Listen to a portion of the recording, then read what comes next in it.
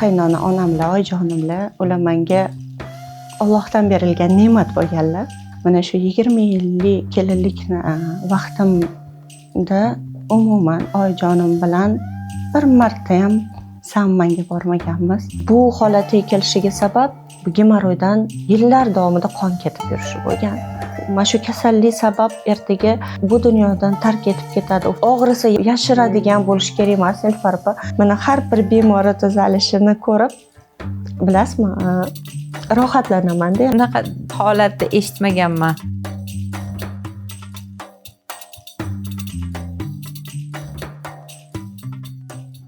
Assalomu alaykum. Qadrbaland, qadrlilarim, salomatmisiz?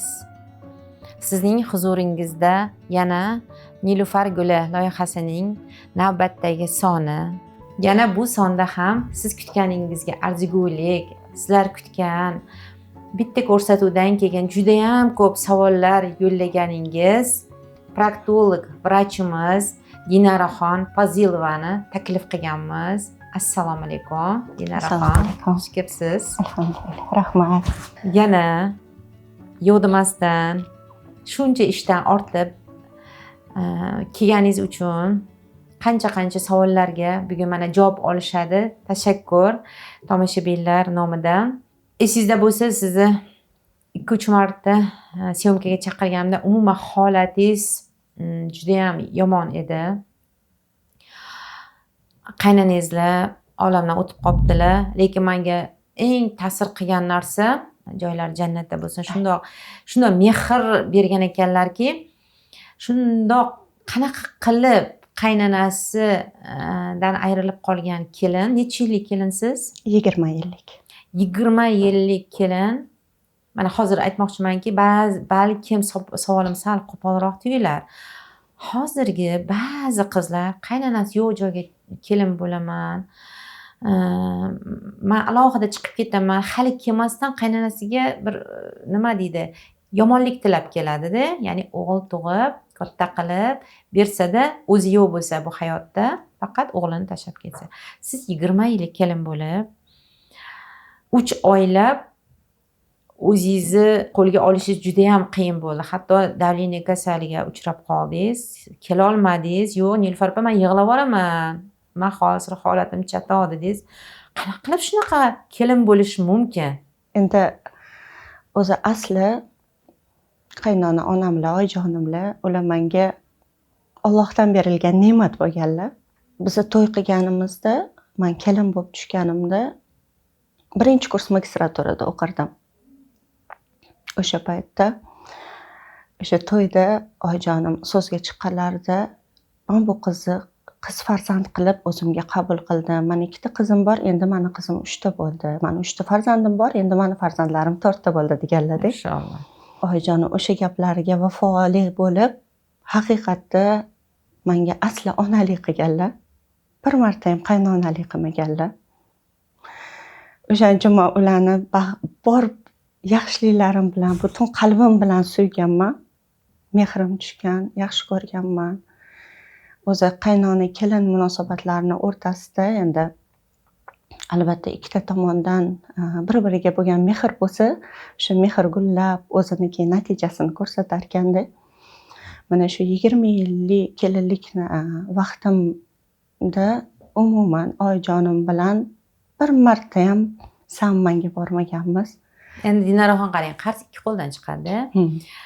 Qaynanangizlar mashalloh aytganlarini amalda to'liq bajaribdilar, lekin bajara olmay qolishlariga siz sharoit yaratib bermagandirsizki, siz ham shunaqangi darajada zo'r kelin bo'lgansiz. Qaynonangiz shuncha mehrlari yildan yilga ortib borgan ekanda. Shunaqa deb o'ylayapman lekin. Endi bilmadim, Alloh qodir qilgancha harakat qilganman, lekin meni kamchiliklarim ko'p bo'lgan, o'qishim bo'lgan, ishlarim bo'lgan, jiristolarim bo'lgan. Men unaqa aytarli, yaqqol juda ham zo'r kelin bo'lganman deb aytolmayman. Chunki kelinlik vazifalarni 100% hammasini to'liq bajarib qo'ya olmasdim. Lekin shunda ham hech qachon kamchilik, ishlarimdan kamchilik topmaganlar.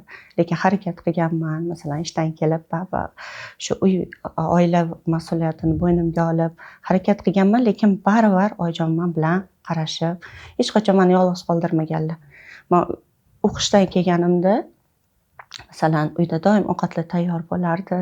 Yili saramjon, endi imkon qadar saramjon qilib ketardik, keyin kelganimizda ham o'sha holatda bo'lardi.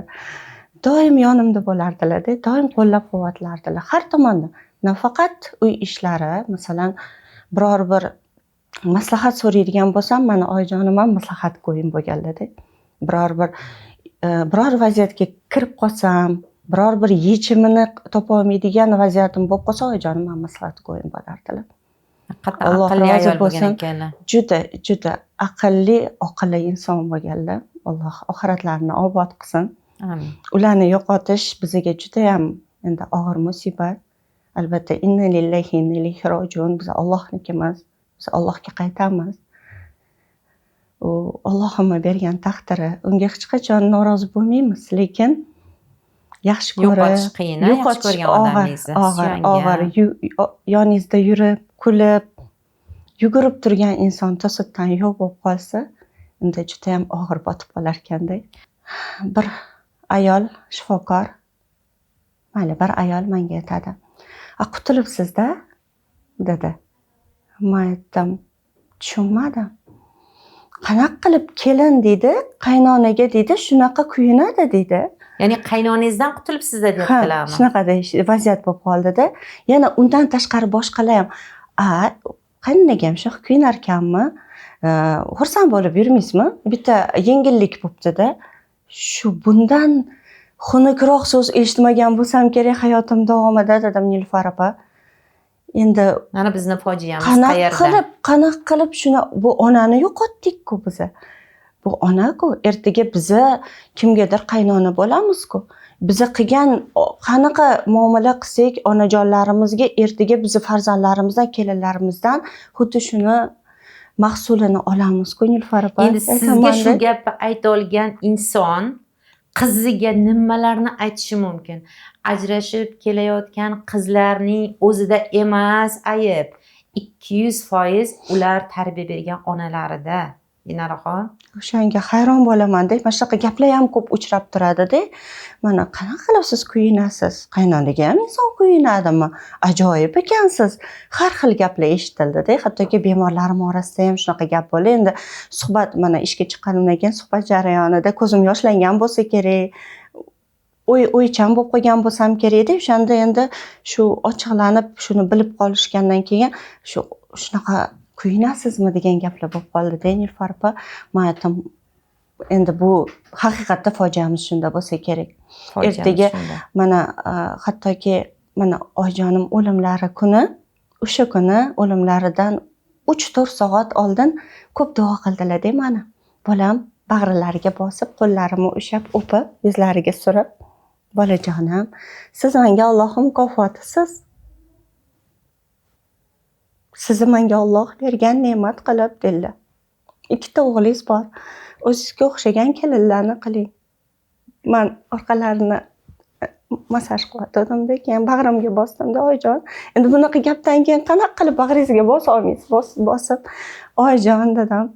O'zi asli siz meni Allohimning ne'matisiz-ku dedim. Bir-birimizga Alloh shunaqa ne'mat qilib bergandi-da. Shunaqa osongina tahorat ustida, tahoratga kirib jonlari uzilib qoldi bomdod namozida. Allohim osongina o'lim berib qo'ydi. Alhamdulillah oxiratlari jannat bilan o'zi siylab qo'ysin inshaalloh. Amin. Sizdaqa kelinlar Allohim jannatda ham Allohdan iltijo qilib so'rayman, jannatda ham Allohim bilan birlashtirsin.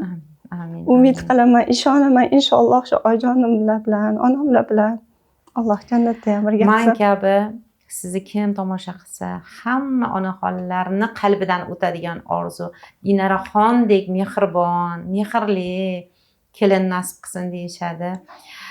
Haqiqatdan ham sizdaqa kelinlarni yetishtirishimiz uchun onalarga ko'proq tarbiya berishimiz kerak, Dinaraxon. Qarang, siz aytyapsiz, men mukammal kelinlik vazifalarni qila olmaganman, ishlaganman, o'qiganman. Demak, bundan chiqadiki, hamma qaynona uchun ham mukammal xizmatini qiladigan kelin emas, qalbiga yo'l topadigan kelin kerak ekanda. Siz qalblariga yo'l topa olgansiz, o'sha kamchiligingizni, tilingizni shirinligi, mehr muhabbatingiz bilan to'ldira olgansiz. Chunki baribir insonmiz, baribir ayolmiz, his tuyg'u boshqaradi. Aqlli odamlarni ham his tuyg'u boshqaradi. Agar har kuni kelinini ko'zini quvnatib, qalbni yayratib, shirin so'z aytib, mehrini ayamasa, haqiqatdan ham bu mehr kundan kunga ko'payadigan narsada. Xo'p, Dinoraxon, endi sizga juda ham savollarimiz ko'p. Aynan shu tomoshabinlar yozgan savollar, kommentariyalardan kelgan. Keling, boshida shundan boshlaylik. O'zi bu jamiyatga ayol doktor kerakmi? Qay darajada muhim ayol doktor bo'lishi? Ayniqsa sizni sohangiz o'ta nozik soha, proktolog. Uncha-muncha ayollar yo'q-da, bu soha bo'm-bo'sh, ya'ni erkaklar bilan to'la sanoqli ayollar.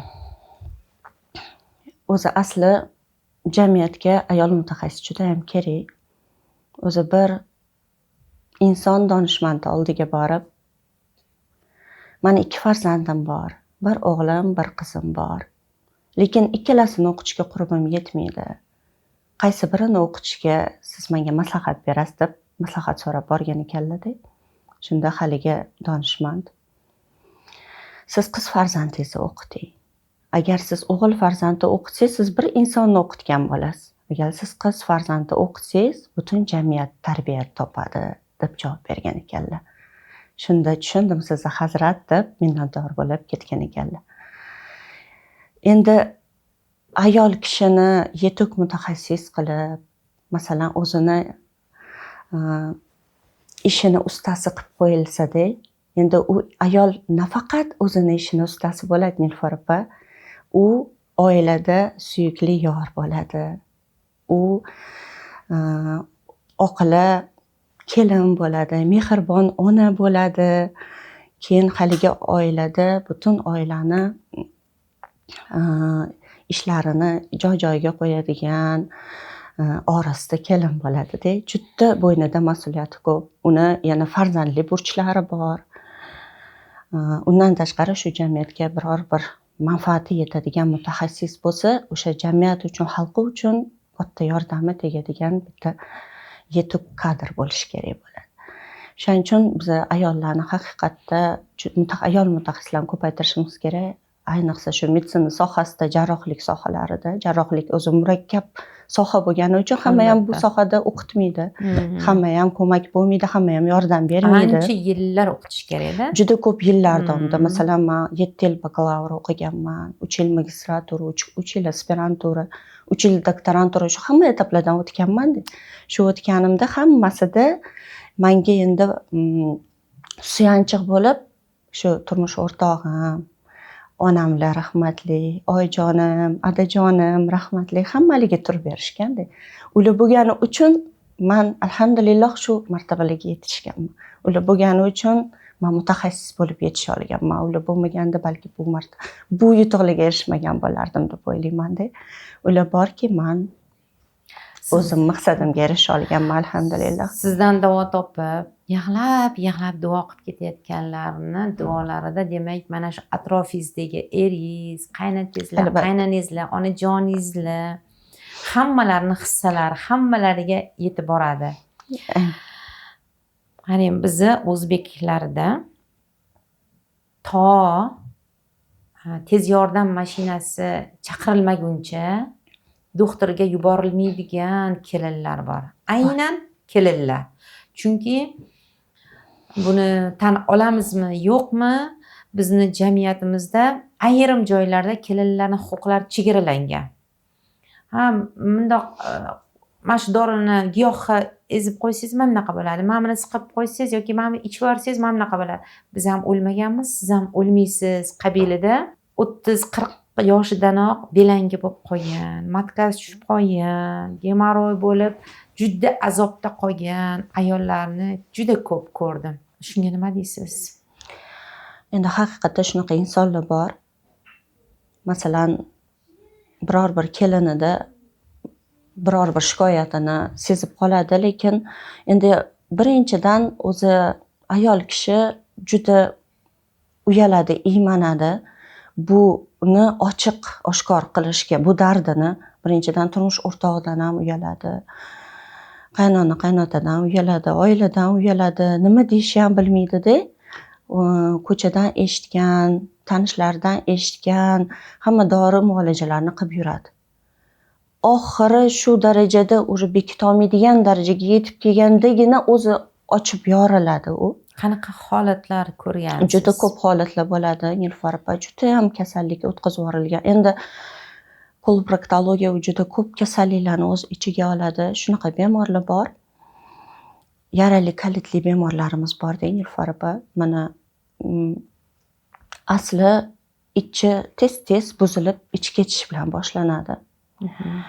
O'sha insondan tez-tez ichi ketganda shilliq qon aralashib kelishi, boshida e'tibor bermaydi, oddiy ichi ketish deb o'ylaydi, disbakterioz deb o'ylashadi.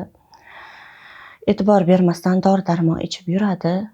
Keyin oxiri bu kasallik bir kunda 25-30 martagacha hattoki hojatxonadan chiqa olmaydigan holatga olib kelib, endi insonning butun quvvati ketib qoladi. Insonni yiqitish darajasigacha olib keladi. Og'ir holatga yetkazib, keyingina shifokorga murojaat qiladigan holatlar bo'ladi. Endi bu to'g'ri, mana shu oilaviy muhitda ham ahamiyati juda ham katta. Ayrim insonlar tushunmasdan, masalan, betob bo'lib qolsa, bor onangga borib davolanib kelgin deydigan qaynonalar bo'ladi. Yoki biz ham bunaqa holatlardan o'tganmiz. Mana bu dorini ichib oling deb turib bilib ishlaringizni qilavering. Ishlaringiz qolib ketmasin. Biz ham eblaganmiz, ham oilani eblaganmiz, farzandni ham eblaganmiz, kasallikda ham o'tib ketganmiz. Siz juda ham nozikkina ekansiz deb aytadigan qaynonalar ham uchraydi. Shunaqa holatlarda ayanchli holatlarga olib kelib qo'yishadi. Mana ayrim paytda shu yarali kalit o'zi nima? Ichakka, yo'g'on ichakka yara bilan qoplanishadi. Endi yara to'g'ri ichakdan boshlanib, nima sababi shu kasallik? Endi bu kasallik polietsologik deydi. Bu degani uni keltirib chiqaradigan sabablari juda ham turli xil bo'ladi. Masalan, kimdir ko'p og'riq qoldiradigan dorilarni ko'p iste'mol qilib yurishi, noto'g'ri ovqatlanish, hozir bizda kanserogen mahsulotlar juda ham ko'p. Ularni keyin ximiya mahsulotlarimiz juda ham ko'p. Ularni ko'p iste'mol qilish, vaqtida bemor nonushtasini qilmaslik, vaqtida tushligini, vaqtida ovqatlanishini, noto'g'ri tartibda ovqatlanishi, keyin stressivoy faktorlar juda katta ahamiyatga ega. Yoki bolalikda biror bir dizenteriya deydi-ku, ichi burug' kasalliklarni o'tkazgan bo'lishi. Keyin yoki juda ko'p miqdorda shu dori-darmonlarni qabul qilib, ichak faoliyati buzilib qolib, keyin ichak to'liq yara bilan qoplanish holati kuzatiladi. Endi o'zi bu autoimmun kasallik deydi. Bu degani insonning o'zini immuniteti o'zini ichagini yemirishga qaratiladi. Immunitet kuchaytirilsa, ichak yemirilib ketaveradi. O'shaning uchun immunitet kuchaytiradigan dorilar ham qilish kerak bo'lmaydi. Endi buni davosi bor. Bu surunkali kasallik hisoblanadi. Nimaga bu kasallikni aytdim? Bu kasallik juda ko'p uchraydi bizning jamiyatda. Bizning yurtimizda juda ko'p, viloyatlardan juda ko'p shunaqa murojaat qilib kelishadi bemorlar. Birinchi kasallik ichib ketish bilan boshlaganda ozgina noto'g'ri taktika ketib qoladi. Ular masalan infeksionistga yuboriladi-da, ichib ketgan bemorlar. Infeksionistga yuborilgandan keyin endi infeksionist o'zini davo muolajalari bilan ancha ushlanib qoladi. Undan keyin gastroenterologga boring deyiladi. Gastroenterologga boradi, gastroenterolog muolajalarini qiladi. Agar o'sha paytda shu kolonoskopiya degan yo'g'on ichak tekshiruvini o'tkazadigan tekshiruv bor, agar o'sha tekshiruv qilinib, vaqtida kasallik to'g'ri aniqlanib, to'g'ri tashxislanib, to'g'ri davolansa, u kasallik uxlatib qo'yiladi. Endi shunaqa vaziyat bo'ladi. Ayrim holatda bizga yetib kelganda yo'g'on ichakka barcha sohasi уже yara bilan qoplanib bo'lib, qaytmas jarayongacha yetib kelgan bo'ladi. Bu ne qadar azob deng? Endi bu juda azob, chunki bu bemorlar, endi tasavvur qiling, ovqatda ham bemalol ovqatlana olmaydi. Butun ichidan shilliq, yiring, qon, yolg'on chaqiriq bo'laverib, ichi yallig'lanib yotganning hisobiga hattoki yotib qolish holatlariga olib kelib qo'yadi. Ichidan qon ketavergandan keyin bemor qoni kamayib ketadi. Ichi ketavergandan keyin butun quvvati, oqsil miqdori kamayib ketadi. Endi o'zi yo'g'on ichagi vazifasi so'rish xususiyatiga egada. Endi yo'g'on ichak yara bilan qoplanganiga o'ta so'rilish xususiyati buzilib qolgandan keyin organizmga mineral, vitamin, oqsil hech narsa so'rilmaydi. Bemor tana vaznini ham yo'qotadi, kuchini ham yo'qotadi, quvvatini ham yo'qotadi, yiqitish holatigacha olib keladi. Endi shunaqa vaziyatlar bo'ladi. Haqiqatda oilada ozgina shu bemorga yordam berilmasdan juda ham ayanchli holatda yetib kelgan bemorlar bo'ladi. Endi u holatgacha yetib kelgandan keyin biz nima qilamiz? Biz vaqtinchalik ichagi uzib chiqarib qo'yiladi, ingichka ichak qornidan tashqariga. Chunki yo'g'on ichakka axlat o'tmasligi kerak, ozgina o'sha axlat o'tmagandan keyin yaralar ozgina tinchib oladi. Yoki yo'g'on ichagi 1,5-2 metr ichak olib tashlash holatlari kuzatiladi. Endi bu ham bir necha etapli operatsiyalar bo'ladi.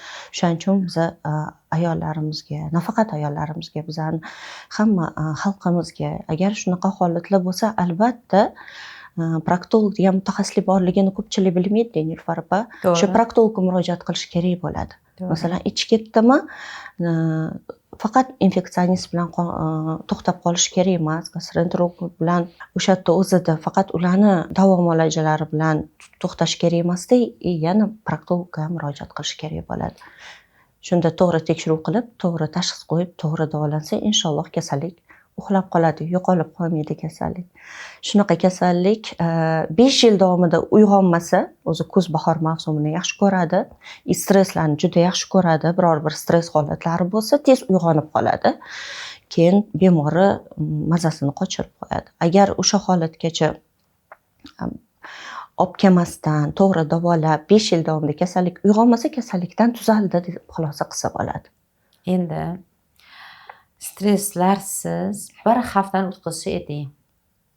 Bu 5 yillab stressga tushmasdan, biron narsaga siqilmasdan yashash ilojsiz.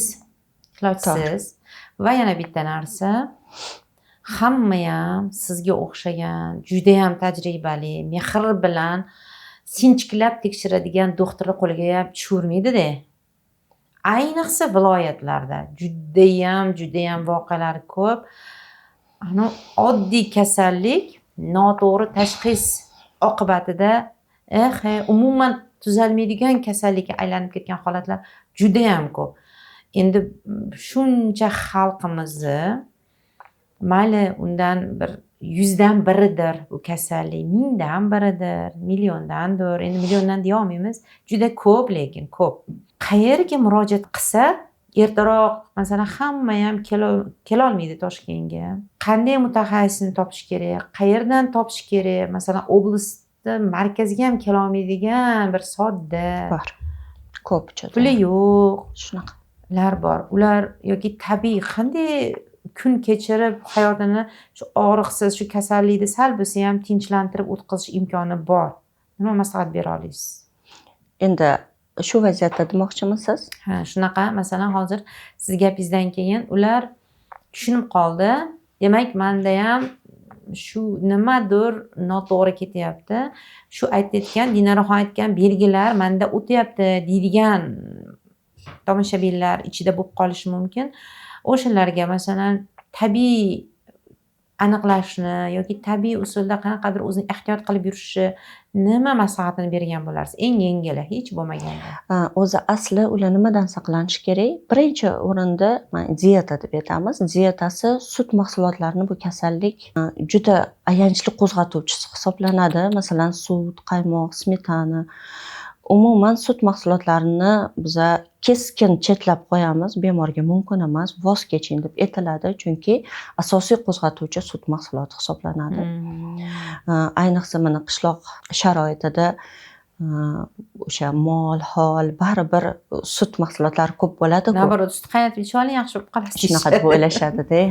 Juda ko'p bunaqa holatlar. Yaqinda ham mana bemor murojaat qilib keldi. Xuddi shu simptomlar bilan, shu klinika bilan ular ham shunaqa oilasida endi juda ko'p mollari bor ekan.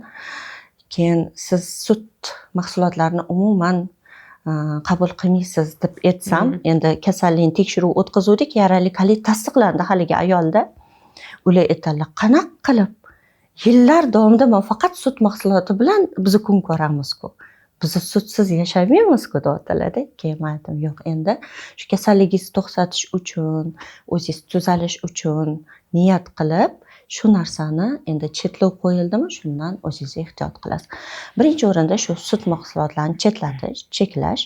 Keyingisi achchiq sho'r, xom chesnok, xom piyozlar deymiz, masalan, spirtli mahsulotlar, bularni ham umuman iste'mol qilmaslik. Keyin allergiya chaqiruvchi, masalan, mosh, loviya, no'xat, dukkakli o'simliklardan tayyorlangan oziq-ovqatlar.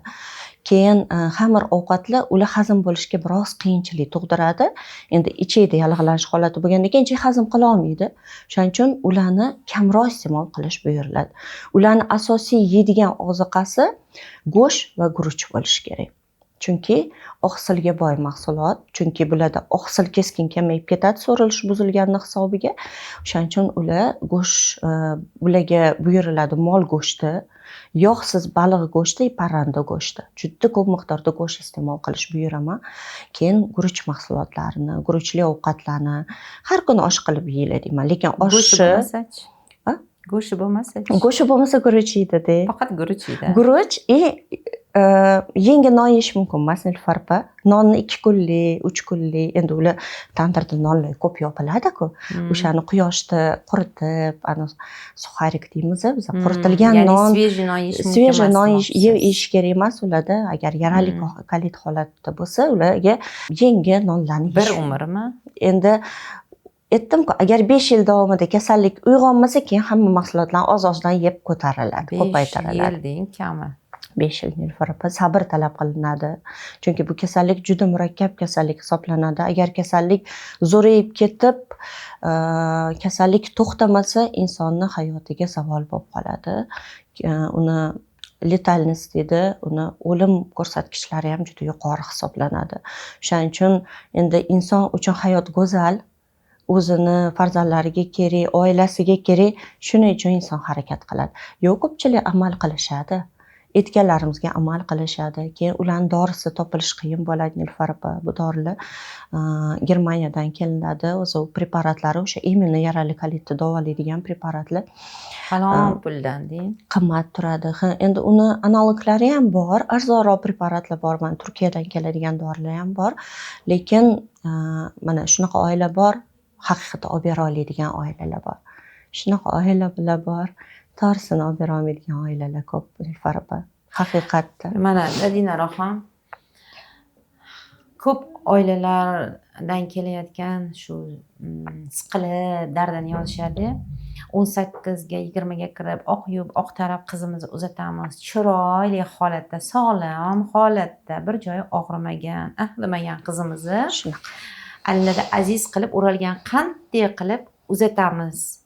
U yerga borgandan keyin umrida qilmagan ishlarni, qaynonasi yoshligida qilib ko'rmagan ishlarni ham talab qiladi. U yerda tug'adi, tug'utdan keyin yana og'ir ishlarga majbur qilinadi. 40 kunlab yoting deydigan oilalar kam. E'tibor qilib bolasini olib turadigan oilalar kam. Keyingisini tug'adi, undan keyingisini tug'adi. Ana endi kasal bo'lganda buni eri davolatish kerak emas. Aynan aksar qaynonalar shunaqadirkanda, borib uyida davolanib kelsin, xotinini tashlab kel uyga.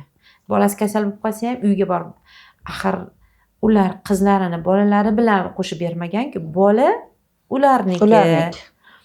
Ularni uyga borib, mana shu bolani topdi, ularni o'g'lini palonchiyiblar sulolasini davom ettirish uchun zurriyotlarini tug'ib berdi.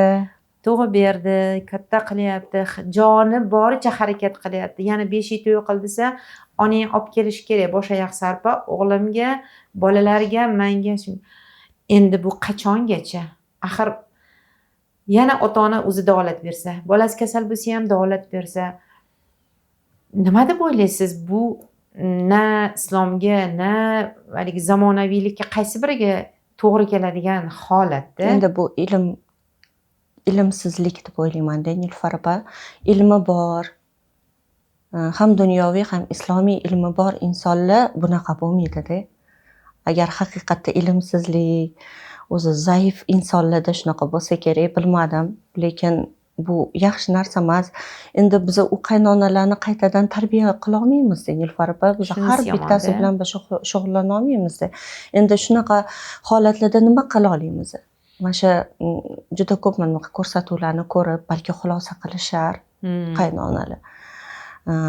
Oyna jahon orqali mana ko'p tarbiyaviy ahamiyatga ega ko'rsatuvlar qo'yiladi. O'shalarni ko'rib ular xulosa olishar. Faqat shu, boshqa ularga hech, lekin murojaat qilib, masalan, meni qabulimga shunaqa insonlar yetib kelib qolsa, men ular bilan suhbatlashib, keyin tushunadigan, to'g'ri tushunib ketadigan insonlar ko'p. Yoki kelinini siltalab olib ketib qoladiganlar ham ko'p, Nilufar opa. Yo'q, biz boshqa doktor topamiz, boshqa doktor topamiz. Sразу operatsiyagacha ham olib kelib qo'yibsiz. O'zi asli operatsiyaga yetib kelgan daraja bo'lgani uchun u murojaat qilib keldi. O'zi murojaat qilib kelgan bemor 90%, 80%, 90% operatsiyaga loyiq bo'lib keladi, Nilufar opa, chunki jonidan o'tgandan keyin shifokor izlab, shifokor topib keladi. Yotib qolgandan keyin bizani aytayapman, bizani muslimalarimiz shunaqada, sabr qilib, oxiri jonidan o'tib ketgandan keyin murojaat qilib keladi. O'zi boshqa yo'li ham bo'lmaydi. Endi imkon qadar konservativ deydi, dori-darmon bilan davolaydigan bemorlarimiz ham ko'p uchraydi, lekin aksariyat holatlarda 80-90% inson operatsiyaga tayyor bo'lib keladi. Lekin eng achchiqli, alamli narsa nima? Xotini kasalvand bo'lib qoldimi? Bu boshqasini qidirishni boshlaydi. Kasalvand xotin senga nima kerak? Onasi o'pmagan qiziga uylab qo'yaman, deydi-da. Va yana bitta achchiq haqiqat, ko'chada orttirib olgan yomon kasalliklarini ayoliga yuqtirishadi. Ko'p bo'ladi, ha. Bu ayolida bu kasallik chiqqanidan keyin bu ayol uchun isnot keltiradi. Bu kim orqali yuqyapti? Nima sabab yuqyapti? Siz kuzatganmisiz? Mana shunaqangi uyda adolat o'rnatmagan odamlarni ayollari qay darajada abgor bo'lib kelishini. Hatto yozib bergan doriylarni ham hijolat bo'lib, qaysi biriga aytsam ekan, ota-onamiz sharoit yo'q, qaynotamga umuman ayta olmayman, erimga umuman ayta olmayman, mo'ltillagan holatlarida nima qilasizlar? Shunaqa holatlar bo'lsa, endi ayrim holatlarda mana o'zimizda ham, bizani klinikamizda ortig'i bilan preparatlar olib kelib qo'yamizda. Keyin masalan dori-darmonlar o'zimizda bo'ladi. Ayrim muhtoj bemorlarga shu dori-darmonni o'zimiz berib yuboramiz, Nilufar opa. Alloh qodir qilgancha shunaqa muhtoj bemorlar bo'ladi. Masalan, operatsiyaga imkoni yo'q bemorlar bo'ladi. Bunaqa rahbariylar ruxsat beradilarmi? Beradilar. Qo'llab-quvvatlaydilar. Alloh rozi bo'lsin. Imkon qadar, endi ko'p emas, lekin shunaqa yordam qila olamiz. Alloh qodir qilgancha yordam qilamiz. Hammaga ham qila olmaymiz, Nilufar opa, lekin shunaqa insonlar bor, miskin insonlar borda, ularga qanaqa yordam qilmaysiz? Ertaga u hayoti parokanda bo'lib ketadi. U mana shu kasallik sabab ertaga bu dunyodan tark etib ketadi. U farzandlariga kerak-ku. O'zi shuncha zulmda, shuncha qiyinchilikda zo'rg'a doktorga yetib keladi-da, shu davosini ham ola olmaydigan holatlar uchrab turadi, Nilufar opa. Kasallik juda ham o'tkazib yuborilgan holatlar. Bir ayol bo'ldi, qabulimga keldilar 40 gemoglobin bilan. Bir o'g'il farzandlari bor ekan, yolg'iz ayol ekanlar-da. Keyin keldilar-da, shunda endi rang ko'r hol so'r deydi-ku. Rangini ko'rganingizda xulosa qilasiz. Tez laboratoriyani taklif qilib, o'sha o'zimizdagi klinikada qonini oldik. Endi ularni hozir to'xtayman, ketkazmayman dedim. Yo'q, men ketishim kerak, men bugun yotishga tayyor emasman dedilar, chunki haqiqatda imkoni yo'q inson ekanlar-da. Keyin analizlarni olsak, haqiqatda gemoglobinlari 40 ekan, sразу yotqizdik. 3-4 ta qon quydik. Birpasda 2 kunda o'ziga kelib, chiroyli bo'lib gurkirab ketdi haligi ayol. Nozik ayol. Suvsiz qolgan guldek. Shunda haqiqatda suv quysangiz tiriladi-ku, shunaqa bo'ldi-da haligi ayolda. Bu holatga kelishiga sabab bu gemoroydan yillar davomida qon ketib yurishi bo'lgan. qonni yo'qotib o'zlari farrosh bo'lib ishlarkan haligi ayol imkoni yo'q o'ziga ajratishga, turmushda emas, turmush o'rtog'idan ajrashib ketgan ekanlar. O'g'il farzandi voyaga yetkazayapti, o'g'il ham 19 yoshga kirib qolgan, endi hali ish joyini topmagan davrida ekanda. Haligi ayol endi bir o'zi ish oilani tebratarkan, qiyin holatda. Keyin alhamdulillah haligi ayolni chiroyli qilib keyin operatsiyalarini qilib berib, zo'r bo'lib ketdilar. Haligi ayolni duosini eshitib, biz ham yig'ladik. Haligi ayolni ko'z yoshlarini ko'rib, biz ham barobar yig'ladik. Endi undan ortiq vaqt bo'lmasa kerak-da, ular. Bilasizmi, hali ham ko'p yozadilar haligi ayol, Alloh rozi bo'lsin, umrlari uzun bo'lsin. Yolg'iz farzandlaridan ko'pgina yaxshi sog'-sog'liq zurriyotlar ko'rsinlar, rohatlarni ko'rsinlar deyman. Yozadilar, singiljonim, men sizni Alloh uchun yaxshi ko'raman deb yozadilar-da. O'shani o'zi bizga katta baxt-da. Endi alhamdulillah. Shunaqa ungacha bo'lgan azoblari o'ziga ma'lumda, Dinoraxon. Shunaqa. Bu ayollarimiz buncha ham matonatli ekan. Biz ayollarimiz, muslima ayollarimiz, sabrli ayollarimiz, sabrni ham bir chegarasi bo'lish kerakmikan? Chegarasi bo'lishi kerak. Keyin aytamanda, shu qiz farzand tarbiya qilganimizda Nilufar opa, to'g'ri sabrga o'rgatishimiz kerak. Ibosi bo'lishi kerak, oriyati bo'lishi kerak. Qiz farzandimiz itoatkor bo'lishi kerak. Lekin o'zini fikrini ham ozgina bo'lsa ham namoyon qila oladigan qilib tarbiyalashimiz kerak-da. O'sha ertaga turmush qurgandan keyin biror bir joyi og'risa yashiradigan bo'lishi kerak emas, Nilufar opa. Juda ko'p bunaqa qizaloq, mana yosh kelinlar keladi. Etmadi deydi. Shu darajaga kelib qoptimi deyishadi-da. Tekshirganimizda o'sha ayanchli holatga kelib qolgan bola. Qaynona, qaynota kamida bir 50-60 ta bo'ladi. Aql farosat bo'lish kerak-ku o'zida ham. O'zini farzandidek tan olish kerak-da, Nilufar opa, o'zini farzandidek qilib, u ham birovni avaylab asragan gulini beradi-ku. Bergandan keyin u xizmatkor olishmaydi-ku. O'shani albatta o'zini farzandidek qabul qilsa, o'sha insonlar haqiqatda qo'llab-quvvatlaydi. Axir kuchuga ham, mushuga ham qahratonda, suvda qolib ketganda yoki jazirama issiqda 4 tomchi suv bersang, shuncha ajr beraman deb, birovni popalab katta qilgan, ko'zini nuri, qorasi qanaqa qilib uni olib, xohlagancha ezib, ishlatib, tug'sa ham, kechasi bilan bolasi yig'lab chiqsa ham, yana o'lmaysiz deyish chegarasi endi uni iymoni, vijdoniga bog'liq. Shunaqa. Musht ko'taradigan erkaklar qancha? Zulm qiladigan erkaklar qancha? Ayoli go'zal, ayoli uyda bo'lib, haloli bo'lib turib, ko'chadan boshqalarni izlaydigan erkaklar qancha, Nilufar opa? Albatta bu ayanch. Mana ayrim bemorlik keladi. Ayollar. Endi ayol suhbatga kirgandan keyin borini qo'ynini ochib gapiradi-da. Bitta go'zal bemorim bor-da, endi operatsiya bo'lib tuzalib ketgan. Bir aylanib ko'rishga kelibdilar-da, endi aytayotdilar, juda go'zal ayol. Dinar opa, turmush o'rtog'im uylandilar. Bular bilan yashab turibdilar.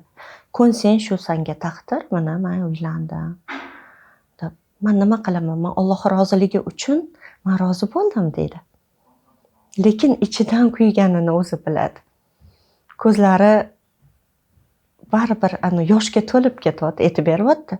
Men Alloh roziligi uchun men bu taqdirga roziman deyapti. Men roziman.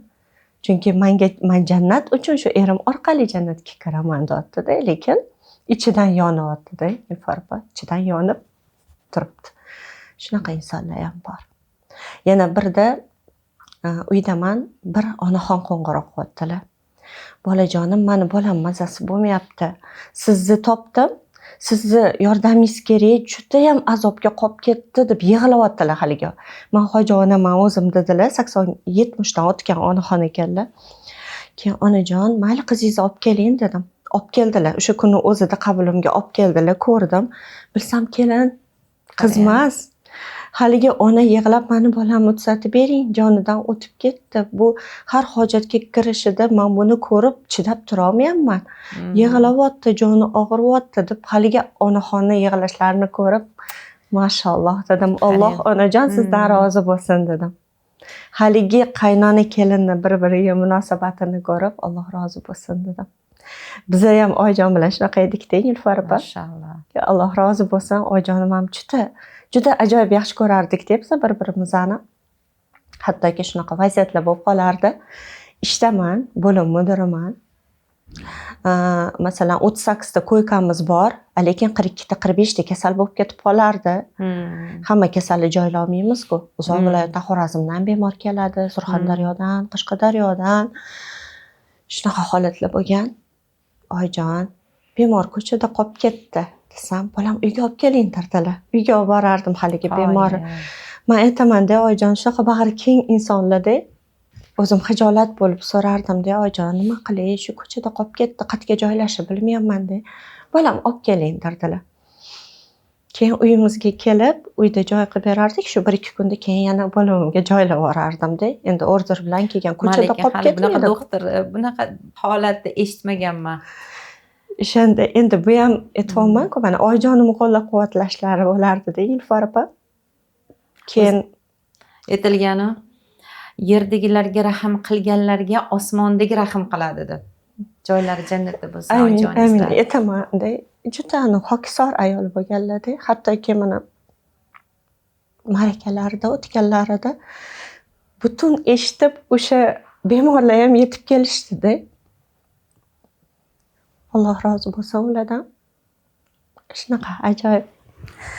Oxiratlari obod bo'lsin. O'zi aslida bemor doktorga bu darajada dardini aytib, ichidagi boshqa jismiga taalluqli emas, ruhiga taalluqli bo'lgan azoblarni sirlash uchun uni ichiga kirib borgansizda.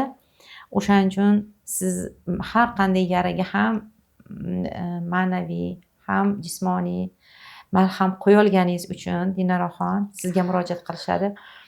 O'zi ko'p tanishlarimizga men sizni tavsiya qilganimda, qaysi tanishlarimizdan yaxshi doktor bormi deyilganda, u palon joyda ishlaydi, piston joyda ishlaydi. Hamma adreslar keyin bilsak, hamma faqat sizni ko'rsatish kerak ekan. Kimdir oldingi ishlagan joyingizdan bilgan ekan, kimdir hozirgi, kimdir avvalroq kelgan kunligida hamma adresdagi ayol shu bitta ayol bo'lib chiqyaptilar deb. Bunaqangi toqat bilan oxirigacha turib berish uchun insonda qanchalik matonat kerak. Chunki kasal odam hech kimning gapiga toqat qila olmaydi. Kasal odam faqat o'zini g'ami, o'zini jonim deb qoladi-da, joni og'riganda. Injiq bo'ladi, kulib gaplasha olmaydi. Faqat shikoyat. Bu narsalarga qanchalik darajada bardoshlisiz? Endi inson kasbini yaxshi ko'rmasa, birinchi o'rinda kasbga mehr muhabbatda. Endi bu mehr muhabbat aytdim-ku, onamlar tomonidan menga singdirilgan, shu bolaligimdan, kichkinaligimdan shu kasbga muhabbatim bo'lgani uchun men bu boshqa kasb ko'rmaganman, faqat shu kasb uchun intilganman, shu kasb uchun harakat qilganman, bu kasbni men juda yaxshi ko'rganman. Shuning uchun ham birinchi o'rinda inson o'zini tanlagan kasbiga muhabbatini bo'lish. Har bir kasbda Alloh rizoligi uchun ishlash kerak deb hisoblayman. Birinchi o'rinda Alloh rizoligi uchun. Birinchi o'rinda cho'ntagiga soladigan pul emas. Yo'q, hamma joyda Nilufar opa Alloh rizoligi turish kerak. Hattoki mana kelin bo'lib kelinlik vazifasini bajarayotganda ham Alloh rizoligini unutish kerak emas. Ayollik vazifasini bajarayotganda ham Alloh rizoligini unutish kerak emas. Onalik vazifasida hamma joyda, jamiyatda, insonlar bilan suhbatda hamma joyda Alloh rizoligi birinchi o'rinda tursa, inshaalloh, albatta, menimcha hamma narsaga bardosh qilsa bo'ladi. Chunki u og'irlikdek tuyulmaydi, Nilufar opa, bu narsalar. Huzur aslida. Aslida huzur.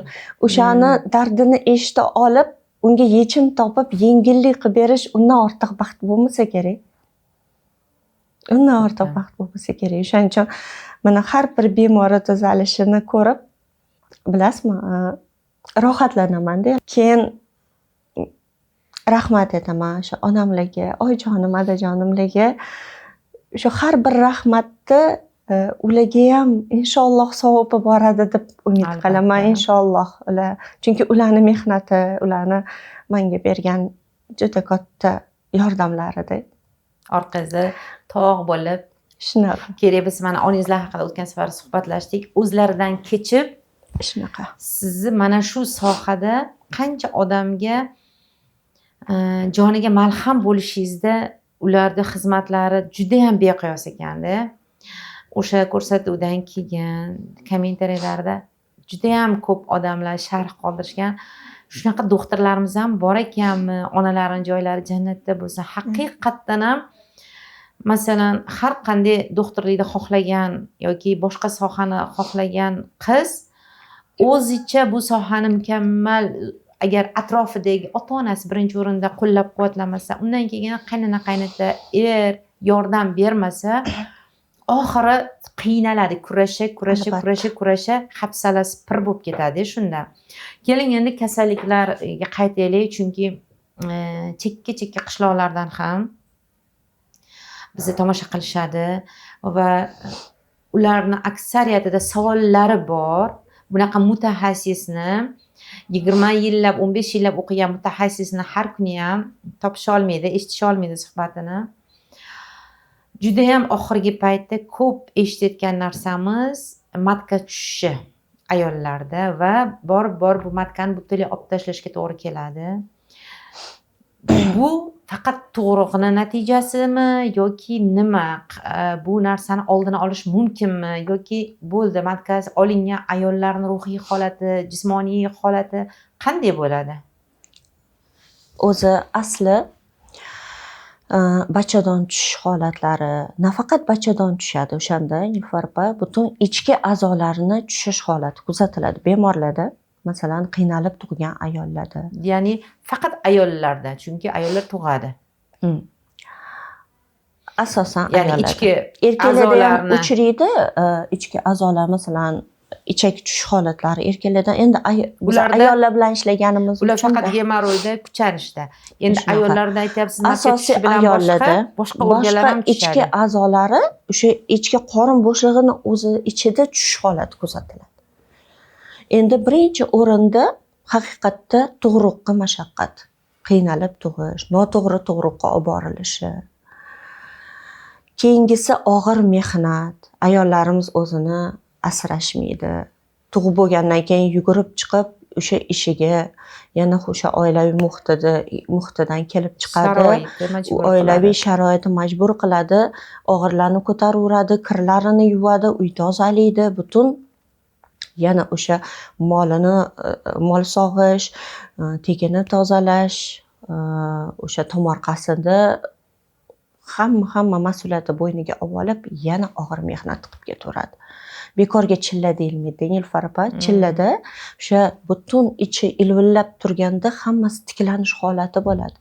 O'sha 20 kun, 20 kun chaqalon chillasi, o'zi 40 kun ayoli chillasi. Organizm tiklanishiga kamida 40 kun vaqt kerak bo'ladi tug'ruqdan keyin. O'ziga sekin kelib bo'lgandan keyin u sekin asta o'sha ishlarni sekin asta Amalga oshirsa ham bo'laveradi aslida, lekin kimdir qilsa yordam berish bo'ladi. kerak. Lekin albatta yordam berish kerak, Lekin- ko'maklashish kerak bunaqa ayollarga. Siz bilan ko'rishgani, uchrashgani borganlarimda shu klinikangizda ko'pini ko'rdim. Chaqalog'i 20 kunlik, bir haftalik chaqaloq, iloji yo'q erlar, onalari ko'tarib turibdi-da. Yaqinda tug'ruq azobidan chiqqan yosh kelinlar chirqillab sizni qabulingizdan chiqib kelayotganlarini ko'rdim-da. Demak, tug'ruqqacha o'sha kelin ayalmagandanmi yoki katta tug'ruq natijasida bu gemoroy paydo bo'ladimi? Mayli, shu umumiy insonlarni ichaklari yoki boshqa organlarni tushmas, faqat matka tushishi haqida qaratganimizda asosiy sabab tug'ruqmi yoki ungacha bo'lgan og'ir mehnatmi? Sababi har xil, Nilufar. Sababi har xil. Irsiy faktor ham bor. Ota-onasida bo'lsa, farzandida ham bo'lishi kuzatilgan holatlar bor. Keyingi faktori homiladorlik davrida ham ichki bosim oshishini hisobiga ham, nagruzkani hisobiga ham bo'lib chiqadi. Zo'riqish bo'ladi-da. O'shanda ham gemoroylarning katta bo'lib chiqib ketish holatlari kuzatiladi. Yoki bachadonni pastlash holatlari kuzatiladi. Tug'ruqqa zo'riqish mashaqqati. Keyin homilador ayollar og'ir-og'irlarni ko'tarib ish qiladi. Masalan, o'zida suvi yo'q holatlar bor. Shunaqa oilalar bor. Ular suv tashib kelishadi. Keyin undan tashqari mana hozir kulerlar ko'p chiqqan, suvi keladi kuleri. 20 litr suvni ayollar tashib olib chiqadigan. Shunaqa. Men aytib berishadi. Kulerni o'zim tashiyman deydi. Tepaga olib chiqib bergandan keyin uyga olib kirib, hattoki o'shani o'zim o'rnataman deyishadi. Ayollar shunaqa, juda ko'p bunaqa ayollar. Mana shu oddiy ular buni normalniy holat deb o'ylashadi-da. Bu oddiy ishim mani deydi. Bu shuni qilishim bu mani vazifam deb bo'yniga oladi. Tashqari ham necha kilogacha mumkin? O'zi asli ayol kishi umrbod o'zini ehtiyot qilish kerak. Umrbod. Ya'ni maksimum necha kilo ko'tarish mumkin? Imkon qadar 5 kilodan ortiq bo'yniga olish kerak emas. Yo'q, bu bizni darajamizga to'g'ri kelmaydi. Mayli, 10 kilo deylik, lekin undan ortiq qilish kerak emas. Endi baribir ayol farzandini ham ko'tarib yuradi. Masalan, 10 kilo kartoshkani yetaklab ko'tarib yursa, u og'irlik qiladi, lekin farzand 15-20 kilo farzandini ham bag'riga bosib ko'tarib yuradi ayollar, lekin miq etishmaydi, uni og'irligi his qilinmaydi. Lekin ana o'shani ham ahamiyati bo'ladi. Og'ir mehnatini ham ahamiyati. Qabziyatdan aziyat chekadiganlar bor, Nilufar opa. Ichi qabziyat bo'ladiganlar ular uzoq hojatxonada o'tiradi. Hozir yana eng yomon illat telefon bilan hojatxonada uzoq qolib ketish holatlari kuzatiladi. Telefon bilan kirib ketgandan keyin chalg'itadi. Chalg'igandan keyin miya chalg'igandan keyin hojat to'xtab qolib, uzoq o'sha yerda qolib ketish holatlari kuzatiladi. Ana u ham bitta sababchi bo'lib qoladi. Bemorda gemoroy, nafaqat gemoroy, trishina kasalliklari bor, yiringli yallig'lanish kasalliklari bor, paraproktitlar bor, to'g'ri ichak oqmalari bor, juda ko'p kasalliklar bor. O'shalarni keltirib chiqaradigan sababchisi shu holatlar bo'ladi. O'tirib ishlaydigan kasb, masalan, buxgalteriya sohalari yoki ekonomistlar ko'p o'tiradigan sohadagilar ham, ularda ham ko'p qon aylanish buzilishi, qon dimlanishini hisobiga biror bir muammo kelib chiqish sabablari kelib chiqadi. Yana undan tashqari noto'g'ri ovqatlanish, vaqtida ovqatini yemaslik, noto'g'ri turmush tarzini olib borish, palapartish, ozodalikka rioya qilmaslik, u ham biror bir kasallik keltirib chiqarish holatlari kuzatiladi. Shunaqa uni juda ham ko'p sabablarni. Bir ayol aytib beruvdilar-da. Qizim qabziyatdan azob chekardi.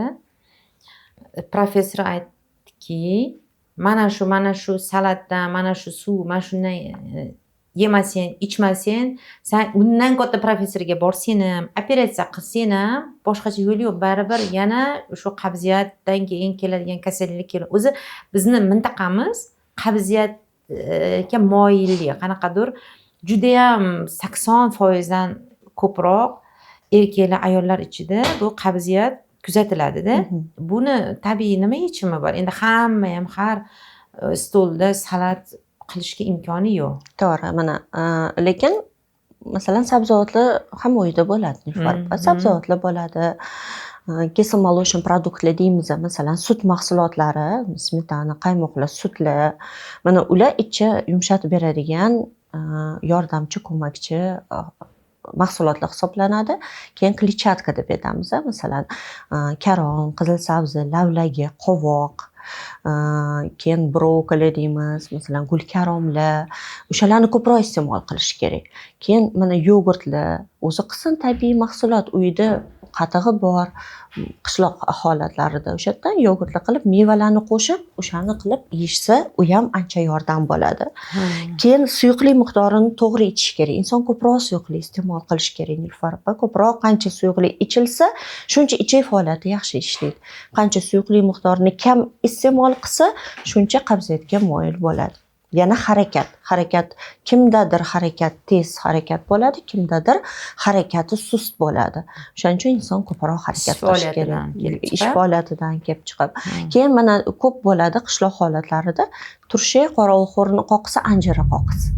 Mana shuni damlamasini ko'proq ichish kerak bo'ladi. Kompotlarni ko'proq ichish kerak, suyuqli ko'proq ichish kerak, erinish kerak emas. Qorovulxo'rni qoqsini ham yurakka foyda, ham ichakka foyda ko'proq yeyish kerak bo'ladi.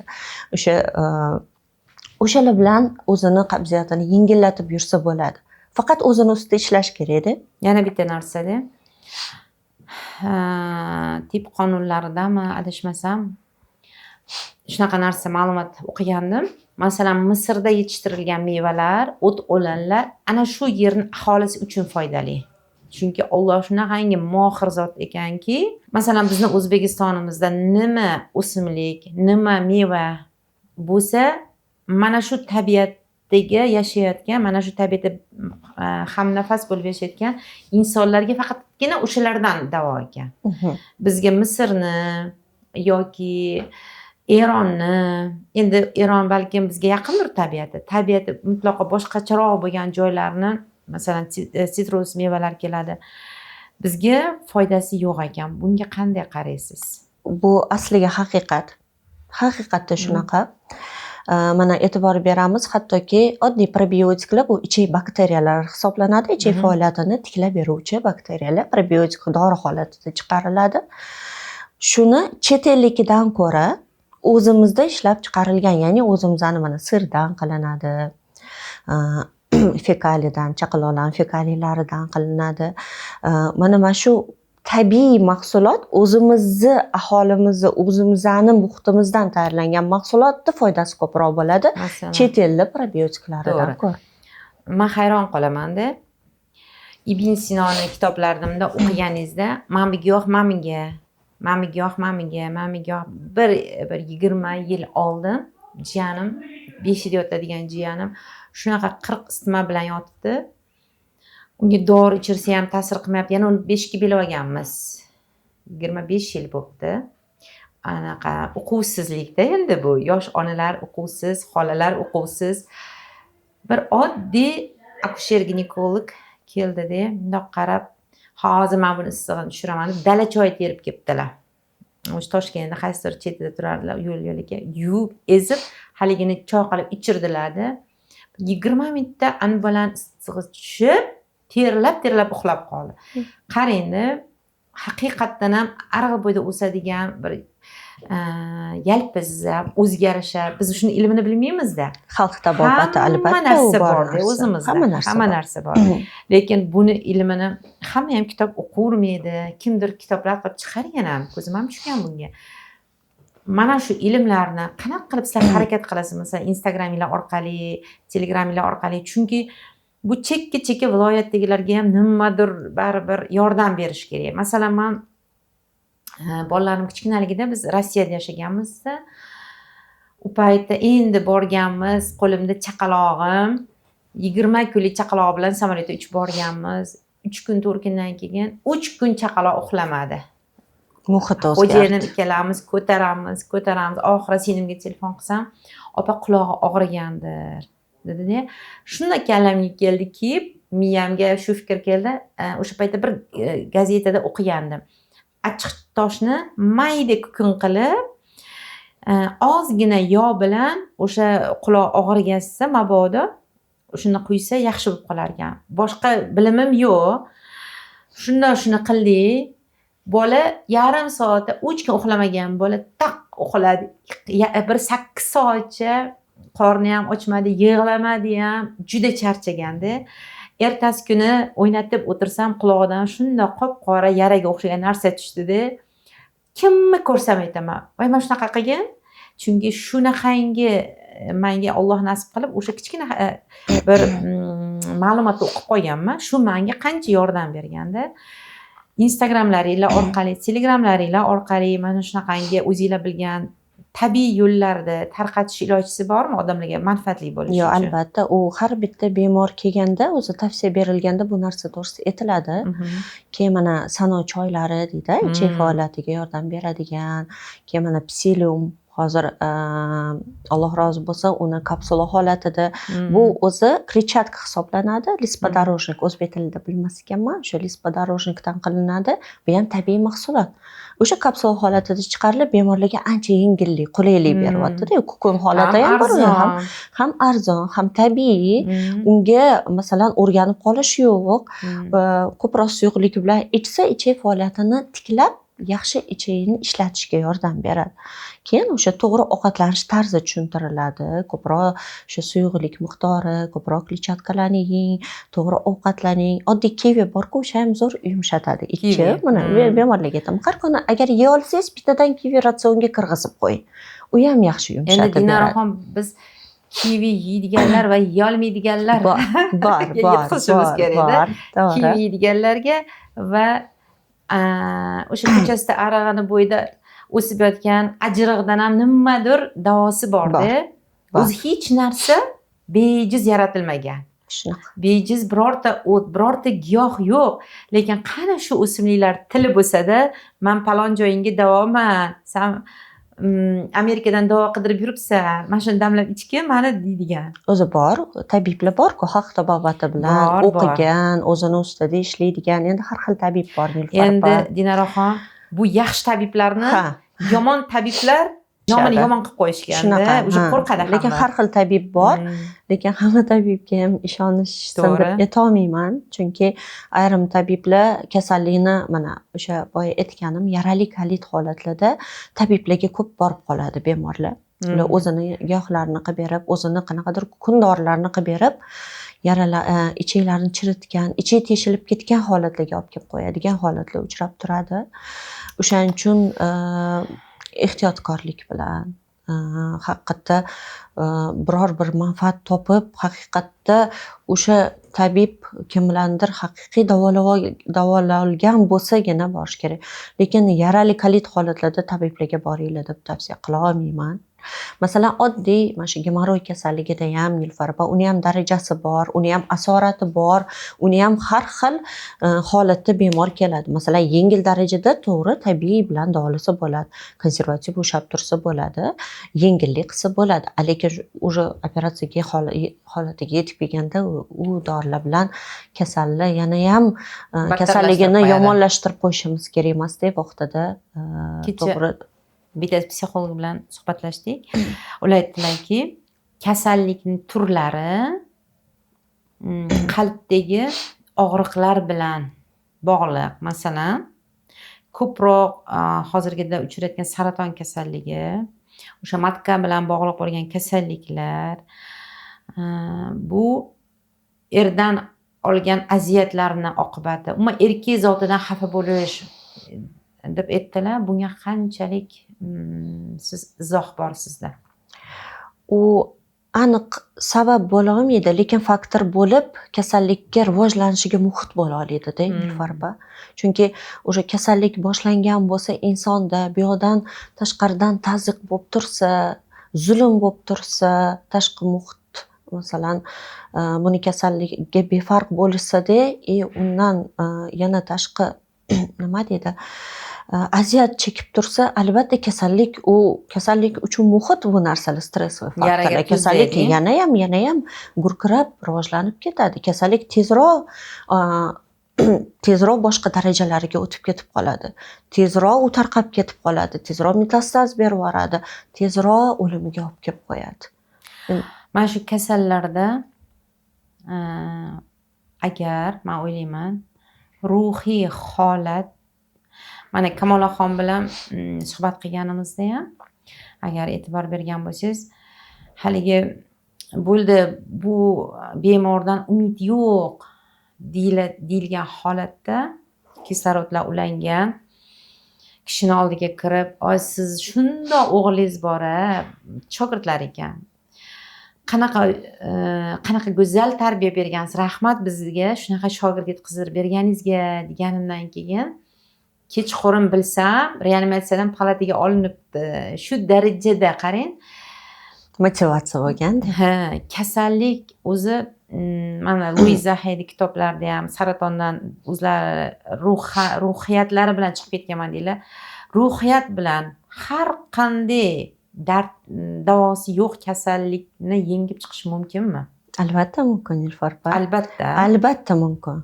Masalan, kasal murojaat qilib kelganda tabassum qilib tursangiz, uni qalbiga yo'l topa olsangiz, chiroyli muomala qilib, chiroyli davolay olsangiz, albatta u bu yoqdan ham ruhiy tetiklik oladi, ham kasallikka tuzalishiga ishonch hosil qila oladi, tavakkal qilib davolashga qadam bosa oladi. Endi bu Dinoraxonni doim kutib turishlarini qanaqa qilib biz kserokopiyadan chiqarib hammaga tarqatishimiz kerak. Chunki men o'zim qancha pulli katta klinikalarga borganimda ham shunaqangi bitta qosh tepada muomala qilishgan ayollar uni dag'dag'asidan hali u asbobini olmasdan nima o'pkangizni tekshirishga hali kelmasdan yo'q mayli bora qolay deb qo'rqib ketasiz.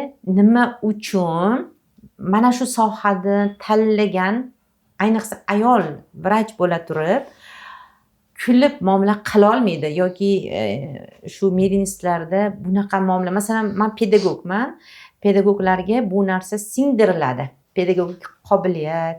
Masalan, 30 ta oldin bo'lgan bandit sifat o'quvchilarning ichiga kirib qolgan ayolni yosh paytida o'qituvchilikka kelgan ayollar o'shadan qanaqa qilib yo'l topib chiqib ketganda pedagogik usullar deyiladi. Endi doktorlarga aynan shunaqangi soha bormi muomala qilish? Chunki injiq kasallarni xohlaysizmi yo'qmi, sizni kulib kutib olayotgan bemorni oldiga kirmaysiz, siz kulib turishga oxirigacha majbursiz. Shunaqa narsa o'rgatiladi. Deontologiya o'rgatiladi. Necha soat bo'ladi shu o'rgatiladi. U masalan 7 yil o'qigan bo'lsa, 7 yil davomida bizga singdirib o'qitilgan bu narsa. 7 yil davomida o'rgatiladi. Har bitta ustoz, har bitta bizani o'qitadigan o'sha ustoz domlalarimiz buni bizga psixologik singdirib o'tishadi. Har bitta shifokor tabassum bilan bemorni kutib olishi kerak. Buni kuni bir vaziyat bo'ldi, qabuldaman. Bir rus bemor kirib keldi. Farzandi bilan farzandini ko'rsatishga kelibdilar-da. Kelib haligi bemor hali biz suhbat qurmadik. Birinchi qabuli doktor, можно вас обнять dedilar. Keyin men aytdim, mayli dedim, bag'rimga bosdim. Biz bir-birimizni bag'rimizga bosdik, rus ayol.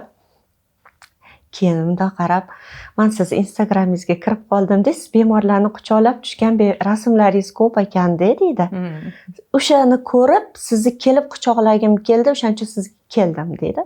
Keyin bir pas bag'rimizga bosib turdik-da, keyin o'sha tavsiyasini olgandan keyin endi farzandlarini operatsiya qilib berdim. Alhamdulillah zo'r bo'lib ketdilar ular ham. Hali har kelganda quchoqlashib ketadi haligi bemor. Endi birda bemorlarim ko'p bo'ladi-ku navbatda. Bemor kiryapti, qabulga kiryapti, chiqyapti. Keyin shunda koridorga chiqsam, o'zimni eski bemorlarim operatsiya bo'lgan, qayta qabulga kelgan bemorlar yugurib quchoqlab qo'yishadi-da, shunda bir onaxon o'tiruvdilar. Ular qabulimga kirdilar deb, bolam hamma sizni quchoqlar ekan, mana bir quchoqlasam maylimi dedilar. Keyin aytdim, keling hojonam, quchoqlashamiz. Mana bu ham mehr-da, Nilufar opa, bu ham mehr, bilasizmi? Bunda ham haligi ishonch bo'ladimi? O'sha mehr bilan ham inson tuzaladi. Bemorlar aytadi, biz og'riqni rosa og'riqli ekan operatsiyadan keyin ayrim bemorlar juda ham o'tkazib kelgan bemorlar og'riqli ekan, lekin og'riqni his qilmadik, siz kulib turdingiz deyishadi. Endi ularga biz qoshimizni uyib, qovog'imizni uyib tursak, Nilufar opa, ular qanaqa qilib shifo topadi? Juda ko'p bemorlaringizdan eshitdim, juda ko'p. Ular faqat bemor bo'lib chiqib ketmas ekan. Sizga yo ona, yo xola, yo singil, yo haligi jigar bo'lib chiqib ketar ekanda, ataylab borib sizni 2 yildan keyin ham, 3 yildan keyin ham bir safarda bo'lsa ham bir bag'riga bosib kelgisi kelar ekanda. Alhamdulillah. Nega? Mayli, yaxshi gumon qilamiz. Balki men uchragan doktorlar o'sha paytda kayfiyati yo'q bo'lib qolgandi. Lekin iltimos doktorlar sizlardan kutadigan bemorlarni bitta birinchi yordaminglar kulib qabul qilib olishinglar. Kulib qabul qilishi o'zida yarim malham oladi-da bemor. Inshaalloh. Ishonch oladi. Shu kulib turgan chehra meni hozir jonimni qiynamaydi, ehtiyot qilib qaraydi menga deydi-da. Inshaalloh. Shunaqa. endi shogirdlarimiz ko'p, alhamdulillah. Nilufar opa, bir bemor keldida, shogirdimni qabullarida bo'lgan ekanda, keyin menga kelib qoldilar. Endi ayrim bemorlar bir nechta shifokorni tavsiyasini olib ko'rib, keyin bitta xulosa qilishadi. Bir shogirdim oldilaridan kelibdilar, keyin qabulimga kirdilar. Keyin men ularni ko'rib, tavsiyani berganimdan keyin ular aytyaptilar, bir shifokordan keldim-da, xuddi sizga o'xshar ekanlar. Kulib turib, xuddi gap so'zlaringiz ham bir xil ekan deyaptilar. Keyin ismlari nima ekan desam, ismlarini aytdilar. Bizni shogirdimda desam, mashalloh, bir xil sizlar deydilar, gapirishinglar, o'zini tutishi deb. Endi o'sha Alloh rozi bo'lsin, shu shogirdlarimizdan ular ham aytadilar-da, o'sha shogird qizlarimiz aytishadi-da, ko'p narsa olamiz. Dinar opa, ko'p o'git olamiz sizdan. Ustozga juda katta narsa bog'liq. Dinar opa, masalan, meni qo'limda bitta ustoz ishlagandilar ancha yillar oldin. Shunda meni xonam bo'lsa, shunda o'tib ketardi, ularning xonasiga shundoq qilib kelib o'tardi-da, salom yo'q, alik yo'q. Orqasidan nechta ayol, kichkinami, katta massaj o'qituvchimiz edi, adashmasam, shunda o'tishardi-da. Tavba, bir kun chaqirib menga qarab, "Sen salom berish bilmaysan. Hamma senga o'xshab qoladi kelgandan keyin." Yuqimli-da. Bu narsa kulib yur, baraka topib ko'r. Bular ham uyga kulib borsin deganman. O'zi eng defitsit narsa, o'zi Rasululloh sollallohu alayhi vasallam aytganlar-ku, kulib qo'yishingiz sadaqadir deb. Sadaqadir. Nima deydi? Hamma narsa rasmiy. To'g'ri, sal nim tabassum bilan bir narsani so'rasangiz, unda bir-biriga qarab qo'yishadi-da. Bu kayfiyati ko'tarinkimi? O'zi aslida bitta sizni kulib qo'yishingiz nechta odamga yuqadi. Men ko'proq mana shu boshqa davlatlarga chiqib kelganim uchun bilaman. U yoqdan bir ayol keldi, bu yoqdan men keldim. Ikkalamiz turibmiz, u ayol bundoq qarab kulib qo'yadi, men ham kulib qo'yaman. Shunaqa qalbimga rohat kiradi. Uyimda boshqa narsa bilan chiqqan bo'lsam, rejalarimni qilib, men hozir mana bunday qilishim kerak. Haligini tabassumi qalbimni yayratadi-da, o'sha narsalarni o'ynab, kulib, charchog'im bilinmasdan bajarib kelaman. Ruhiy xotirjamlik oladi-da inson.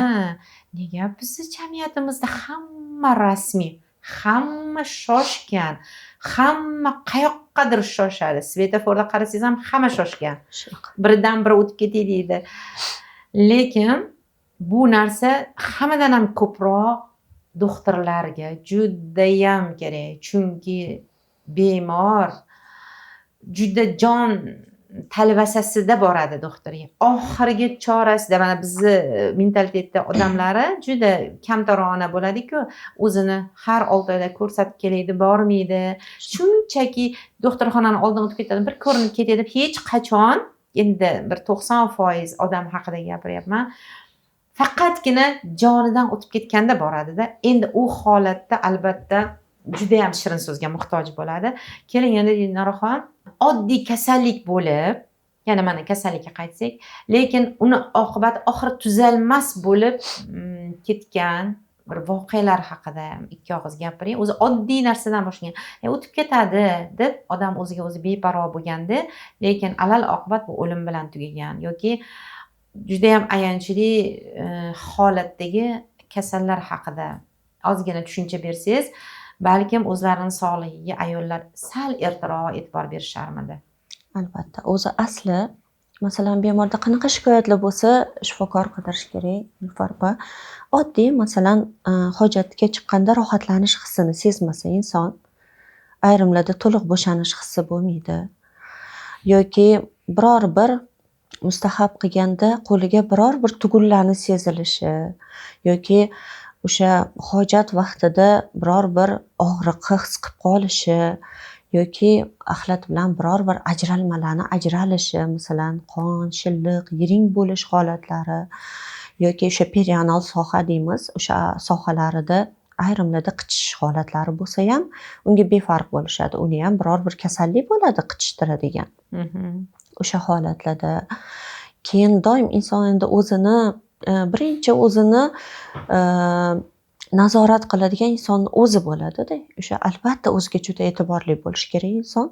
Biror bir ortiqcha narsa his qildimi, biror bir hosila his qildimi, yoki axlatni rangi o'zgardimi, axlatni tez kelishi yoki masalan normalniy ichi kelib yurgan inson to'satdan qabziyat bo'lib qoladi. Mana bu ham yaxshi holat hisoblanmaydi. Chunki normalniy ishlab turgan ichak faoliyati to'satdan qabziyat bo'lsa, asli biza juda e'tiborli bo'lishimiz kerak. Bo'lishi mumkin boshqa faktor ham, lekin o'sma holatlarda ko'p uchraydi bunaqa narsalar. Sekin asta o'sma ichak ichidan o'sadi-da, yo'lini yopib boradi. Ko'pincha og'riq bermaydi Nilufar. Qachon og'riq berishi mumkin? Qachonki u tarqab atrof to'qimalariga o'sgandan keyin, masalan, CD qopiga o'sish holatlari kuzatiladi, atrofdagi boshqa ichaklarga o'sib ketish holatlari yoki uzoq joylarga tarqash, masalan, o'pkaga, jigarga, miyaga, suyaklarga metastaz bergandagina keyin bemor payqab qoladigan holatlar bo'ladi-da. Lekin ayrim bemorlar vaqtida murojaat qilib keladi. Shu qornimdan bo'ldi doktor, bitta ko'rib oqing. O'shanda ham to'g'ri diagnostika qilish kerak bo'ladi. Yaqinda bir onaxon murojaat qilib keldilar. 2 oycha terapevt nazoratida bo'lganlar, hamma analizlarni topshirganlar, lekin qorinda damlik bor, biroz qorinni o'sha qo'g'ir sohalarida og'riq bor. Topisholmagan baribir. Endi ular o'sha gastroenterologik lecheniya olganlar-da. Nega to'g'ri tashxis qo'ymasdan davo berishadi? Endi ular ham shu taktikasini to'g'ri deb baholaganda Nilufar bilmagan. Endi keyin 2 oy o'tib shu ayol Nilufar Guldamani ko'rib qopdilar-da. Keyin shu ayol menga murojaat qilib keldilar. Keyin qizim dedilar, "Mana shunaqa qo'g'larimda ozgina og'rig'im bor, lekin axlatimda ajralma yo'q" dedilar. Keyin mayli onajon, unda baribir tekshiramiz, ichakka birinchi o'rinda ichak tekshiramiz, ko'ngil xotirjamligi uchun dedim. Keyin qornilarini paypaslab ko'rsam, qo'limga bir hosila sezilgandek bo'ldi. Keyin endi o'zlariga aytmadim, o'sha onajon dedim, keling bitta kompyuterni tekshiruvlar bor, MSKT Brishnobolsi deydi, qorin bo'shlig'i MSKT tekshiruvi. O'shani qilamiz dedim, kichik tos a'zolari MRT tekshiruvi va kolonoskopiya dedim. Hali kolonoskopiyaga ham yetib kelmadilar, kuni kecha qabulimga keldilar. MSKTda o'sha объемное образование, ya'ni hosila aniqlangan, o'sha ichakka ichkaridan devorni hosila bu o'sma. O'sma aniqlangan va o'smani o'sha ichakka devorlariga o'sib bo'lgan holatdagi holat ekanda. Keyin endi onaxonni qo'rqitish kerak emas, onaxonga chiroyli bosiqligi bilan tushuntirdim. Onajon dedim, kichkinagina o'sha polipcha bor ekan, lekin buni polip bo'lsa ham o'zi xavfsiz dedim, lekin uni baribir mutaxassisi onkolog dedim. Onkolog so'zidan qo'rqmaysiz dedim. Endi men o'zim onkologiyani bitirganim uchun bu sohani. Ha, siz onkologiyani? Onkologiyani, magistratura onkologiyani bitirganman-da. Keyin aytdim, hozir men sizga juda yaxshi mutaxassis bilan gaplashaman, shu mutaxassisga borasiz dedim. Sirasi oldinlarda qo'ng'iroq qilib, o'sha qabul vaqtlarini belgilab berib, hali onaxonni xotirjam qilib jo'natdim. Endi hali onaxon ketishda aytadilar. Qizim, nima sabab 2 oy men aytdim-ku, sizga yetgan shikoyatlarimni aytdim-ku deyaptilar. 2 oy menga dori-darmon qilib, kerak emas analizlarni, qimmat analizlarni topshirdim-ku. Bular bu to'g'risida o'ylab ko'rishmadimikan deb ketdilar-da. Ketdim. Davosi bormi endi buni? Inshaalloh davosi bor. Inshaalloh davosi bor, chunki unaqa juda ham yomon holatda emaslar. Chunki u ayolni e'tibor bersam, endi yoshlari masalan 67 yoshmi shunaqa ayollar. Ayolni o'zini hayotga bo'lgan muhabbati katta ekanda. Men tuzalaman bolam dedilar chiqishda. Hamma gap shunda dedi. Men tuzalaman dedilar. Siz rahmat bolam, ota-onangizga rahmat. Siz to'g'ri tashxis qo'yib, to'g'ri yo'llanma berganingiz uchun men endi tuzalaman. Meni kasalim endi aniqlandi. Menda o'sma ekan deb qo'yadilar. Keyin men aytdim, onajon, vaqtida aniqlangan o'sma o'tib ketmabdi, ana endi zo'r bo'lib ketasiz. Endi ketdilar inshaalloh, doim men bilan aloqada bo'lib turing dedim. Aloqada bo'lib turadilar inshaalloh. Shunaqa holatlar ham bo'ladi Nilufar. O'zi o'sha Nilufar Gulida chiqqaningizda o'zi oxirrog'iga telefon raqamlaringizni qo'yganmiz, o'zi aytgansiz, mayli qo'yaveringlar deganingiz uchun. Menimcha o'sha ko'rsatuv oxirigacha yetmasdan ham toshib ketishyapti-da. Ko'pchilik yozyapti. mani onam shu kasal bilan o'tib ketdilar. Doktorlar 2 yil qiynab boshqa tashxis bilan onam qiynalib azobda o'tib ketdilar. Nega oldinroq shunaqa doktorlarimiz bor ekan-u, ko'rmadik deyishdi. Mana hechdan ko'ra kech yana qancha nasibasi qo'shilgan insonlar borda. Yana bitta vaziyat, mana shu ko'rsatuvdan keyin juda yuzlab, minglab desam adashmayman, Telegram orqali menga bemorlar murojaat qilishdi, yozishdi Nilufar opa. Minnatdorchilik bildirib, sizni duo qilib, keyin endi uzoq viloyatlardan ko'p bemor murojaat qildi-da.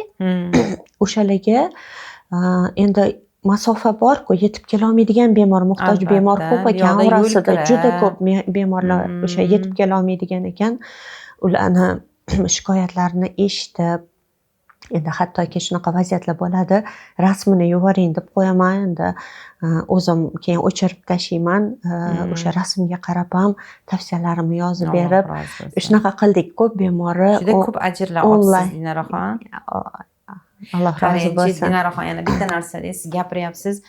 Men uchratgan juda ko'p doktorlar hali kirmasizdan, hali platinda pul to'laysiz, kirasiz, hali kirmasizdan qaysi aptekaga borishingiz va qaysi qimmat dorini faqat o'sha aptekadan olishingiz, bu dori biznesimi? Bu qay darajada bular ichgan qasamlari bor doktorlikda, to'g'rimi? Lekin birinchi navbatda pulga urg'u berildi. Mana sir emaski, haligi mashhur blogerlar borganda bilib qolyapmiz. Hatto YouTube'da videoga qarab operatsiya qilishibdi. Hatto yaqinda bitirib kelgan, hali hech qayerda ishlamaganlar, eng haligi qiyin bu insonni tanasini yorib, u yerda qonlarni ichida o'sha a'zosini topib olib operatsiya qilish shu darajada o'yinchoqmi? Hatto hayvonni qanaqa qilib haligi jarohat yetkazib badanini kesib, uni organizmini ochib ko'ra olasiz. Axir bu inson-ku, inson. Shu darajada pulga muhabbat kuchlimi? Undan keladigan boylik alal oqibat nimaga olib borishi mumkin? Ertaga xuddi shu holga, shunchalik chalajon qilib qo'yadigan holatda ertaga o'zini boshiga tushmasligiga kim kafolat beradi? Endi mana bu masala bo'yicha Nilufar opa endi biror narsa deya olmayman. Ozgina ijtimoiy tarmoqlarda ko'p qo'yildi. Endi bunaqa narsalarni men o'zi ko'p kuzata olmayman, chunki ozgina tarbiyasizlik, urush, janjal, baqir-chaqir, unaqa holatlar meni ozgina qalbimni og'ritib qo'yadi-da. Unaqa holatlarni ko'rishga qilaman. Lekin masalan bunaqa vaziyatda ikkita tomondan ham harakat bo'lish kerak. Albatta ikkita tomonni eshitish kerak. Endi bu yerda hozir ovozi balandroq, endi uni qanaqa ta'riflasam bo'ladi? Shantajchimi? Chiroyli so'z chiqmaydi-da, endi bundan shallaqalik deydimi? Endi shunaqalik bilan ham endi balki to'g'ri aziyat chekib turishibdi, lekin shifokori tavsiyasiga ular rioya qildimikan? Masalan, shifokor operatsiya qildi. Endi unga kim kafolat beradi? Haqiqatda o'sha YouTube'dan qildimi? Uni masalan u faqat og'izda aytilayotgan narsa. Shunaqa deb xalqqa shu gap uqtirildi. Xalq shifokorlarni qarg'asha boshladi, xalq shifokorlarga tosh ota boshladi. Endi bu ham bizga qorong'u. Lekin doktor zo'r izoh berib chiqdilar shu narsaga. Endi ularning orasida qanaqa kelishmovchilik, qanaqa kelishilgan holat bo'lgan, u faqat Allohga ayon. Lekin ikkita tomonda ham ozgina tarbiyasizlik bo'ldi deb o'ylayman. Chunki shifokor operatsiya qilgandan keyin o'zini rioya qiladigan holatlari bo'ladi. Masalan, bizda ham chekuvchi bemorlar bo'ladi. Nilufar opa har xil bemor murojaat qilib keladi. Chekuvchi, endi masalan biror bir endi yomon вредный привычкаlar deydi-ku, shunaqa holatlari bor bemor murojaat qilib keladi. Lekin shifokor tushuntiradi, o'shani qabul qilishmaydi-ku, o'shani to'xtatib turishadi-ku tuzalib olguncha. Bizani bemorlar ham masalan, bizda ham har xil bemor o'tadi, lekin o'sha shifokor tavsiyasiga ko'ra tuzalib olishadi. Endi shu amakka tushishi deylik, o'shani yechimi bormi? Mana oldingi holatlarda ham bo'lar ekan, buni momolar, buvilar bir eslashadi. bunda hatto doktorga ko'rsatishga ham uyalishganda, bu judayam bir uyatli bir holat deb bilishgan. Hozirgi paytda mana shuni qanaqa yechimi bor? Mana o'sha bachadon tushish holatlari, CD chiqish kanalini ham tushish holatlari kuzatiladi. O'zi qachon ko'proq namoyon bo'ladi? Nilufar opa, klimaks davri deymiz-ku. Ko'p ayollar 40 dan keyin buni his qilib payqashni boshlashadi. Mana tug'ruq o'tkazgan ayollar, asosan tug'ruq o'tkazgan, og'ir mehnat qilgan ayollarda ko'p namoyon bo'ladi. Nima sabab? Chunki yoshimiz ulug'lashgan sari ayollik gormonlarimiz kamayib, mushaklar zaiflasha boradi. Mana e'tibor bersak, bizani terilarimiz, masalan, qorin osilish holatlari, mana yelka osilish holatlari, ko'krakda osilish holatlari kuzatiladi. Yosh ulug'lashgan sari. Nima sabab? Chunki ayollik gormonlari kamaydi, mushaklar zaiflashdi. Mana shu mushak zaiflashishi tos mushaklarida ham ro'y beradi. Tos mushaklarini bo'shashish sindromi deydi. Bemor ayol aksirganda, yo'talganda yoki hojatga chiqqisi kelib turganda suvni ovozini eshitganda yoki juda ham quvg'i to'lib ketganda hojatga ulgurolmay yetolmay qolish holatlari bo'ladi. O'shanda bilib qoladi. Yoki xayoliga hattoki hojatxonani o'ylasa ham shundoq ulgurmay qoladigan vaziyatlar bo'ladi. Mana bu hammasi tos mushaklarini bo'shash sindromi rivojlanadi. Ayrimlarda katta hojatda ham usholmaydigan holatlari, yel usholmaydigan holatlar. Asli uni mag'zida tug'ruq yotibdi, og'ir mehnat yotibdi, lekin yillar davomida o'ziga e'tibor bermasdan shu holatlar, shu shikoyatlar namoyon bo'lgandan keyin o'sha qaysi mutaxassisga murojaat qilishni ham bilishmaydi. Keyin sekin asta endi ayrimlar bizga murojaat qilib kelishadi. Endi biz uni ko'rib baholaganimizda keyin o'shani to'g'ri tashxislaymiz. Sistotseliya deydi, rektatseliya deydi. Bu degani sistotseliya CD chiqish kanali narusheniyasi tushishi. Rektatseliya degani tug'ruq o'tkazgan ayollarda o'zi qin bilan to'g'ri ichakka orasida mushak zid joylashadi. Mushak qochadi. To'g'ri ichakka devori qin tomonga biroz bo'rtib xalta bo'lib qoladi. Qabziyatga biroz moyligi bo'lsa, mana ko'p ayol shu shikoyat bilan keladi. Imенно hojat paytida, ayni hojat paytida axlat kelib pastda turib qoladi. Chiqmaydi, quvvati yetmaydi. O'sha yetib kelgan axlatni itarib chiqarishga mushakka sfinkter quvvati yetmasdan o'sha axlat turib qoladi. Keyin bemor vaziyatini to'g'irlashni boshlaydi. Bunaqasi qilib ko'radi, bunaqa qilib ko'radi yoki qo'llari bilan dumbalarini bosib ko'radi yoki oldi tomondan axlatini itarib ichini bo'shatishga harakat qilib ko'radi yoki onsoro yo'l svechkaga o'tib oladi yoki onsoro klizma qilib olishga harakat qiladi. Mana shunaqa qilib amallab yuradi. Ayrim bemorlar shunda nima deb xulosa qiladi? Shu yerda o'sma bormikan, o'sma yo'lni to'sib qo'ydimikan? Juda ko'p bemor shu shikoyat bilan keladi. Bolam ko'rib bering-chi, o'sma bormikan? Shu yerda nimadir tiqilib turibdi-da, axlat keladi, lekin keyin o'sha yumshoqroq bo'lsa ham uni chiqara olmayman. Yoki u chiqqandan keyin to'liq bo'shanish hissi bo'lmaydi, axlat qoldiqlari qolib ketaveradi. Mana buni tos mushaklarini bo'shash sindromi.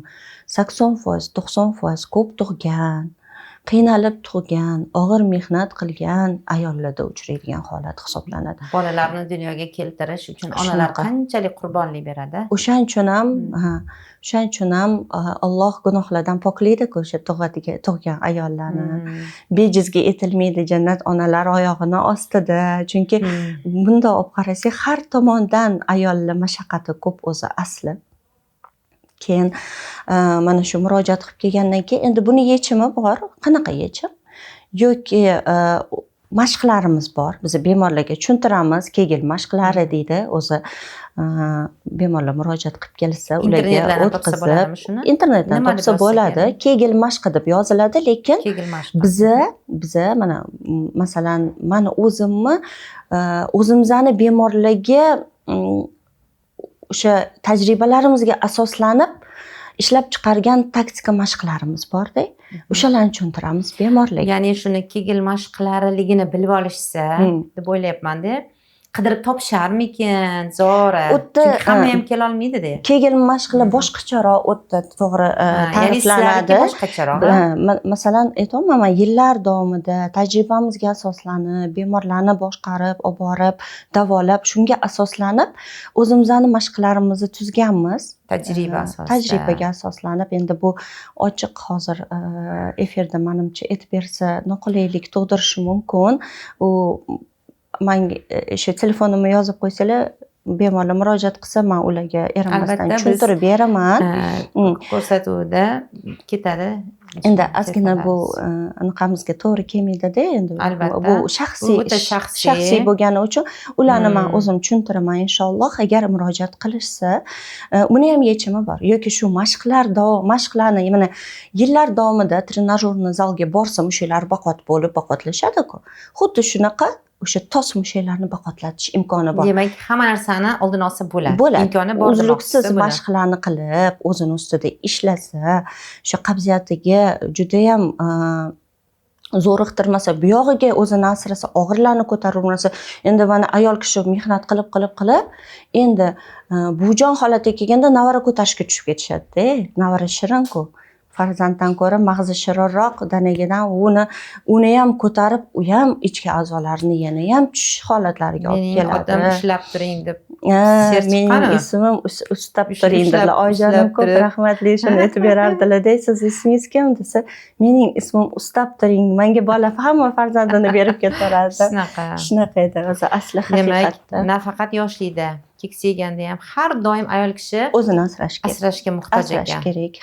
Keyin o'sha mashqlarni qilib yursa ham, uni ham imkoni bor yengillik bo'lishga. Albatta, uzilib ketgan, qochib ketgan o'sha ulanib qolmaydi.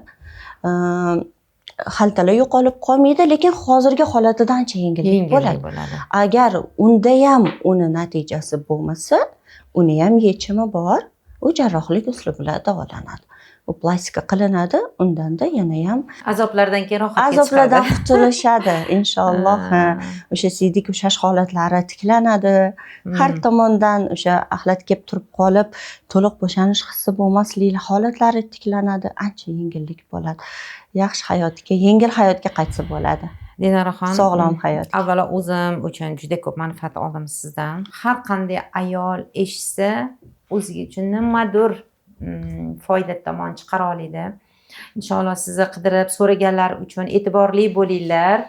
Hurmatli tomoshabinlarimiz, albatta telefon raqamlarini qoldirgan bo'lamiz. Juda ham shoshib ketishadi. Dinoraxon telefon bera olasizmi? Iltimos bering, biz juda ham muhtojmiz deyshadi. Hammasiga yozib chiqa olmaymiz. Ko'rsatuv oxirigacha ko'ring bor deb. Vaqtingizni ayamasdan, operatsiyalaringiz bo'lishiga qaramasdan vaqt topib kelganingiz uchun rahmat sizga. Alloh o'zi qo'llasin, o'zi sabr toqat bersin va qolgan hozirdagi bemorlarimizni ham tuzatishga sizni hissingiz qo'shilsin. Har doimgidek ko'rsatuvimiz homiysi Akzanaltut to'y liboslari do'konidan siz uchun hadyamiz. Alloh razı bo'lsin. Rahmat. Alloh razı bo'lsin. Sog' bo'ling. Salomat bo'ling Dinoraxon. Allohim doim ishlaringlarni rivojini bersin. Yanada ravnaqi oshib, bundan-da ko'proq manfaat berib, Alloh xayrli qilsin. Rahmat. Juda ham har bitta sonini nafaqat o'sha jamiyatimizdagi insonlarimiz, balki o'zimiz ham bilasizmi, mushtoq bo'lib kutamiz har bitta sonini, maza qilib ko'ramiz. Har bir sondan bitta manfaat olamiz, alhamdulillah. Bitta o'git olamiz, tarbiyalanamiz, bilmaganlarimizni o'rganamiz. Allohim doim ishlaringizni rivojini bersin. Rahmat Dinoraxon. O'zi asli shu nilufar gulini eng chiroyli guli o'zi siz Nilufar opa. Alloh rozi bo'lsin. Salomat bo'ling.